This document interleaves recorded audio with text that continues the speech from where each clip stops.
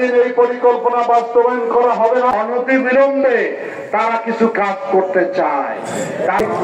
যারা গেঞ্জি করছেন আপনারা গেঞ্জি নিয়ে আমি সকল নেতৃবৃন্দকে বলতে চাই, আগামী 12 তারিখ দেশের কেউ যেন মিছিল থেকে বাইরে না যান, সবাই যেন থাকে।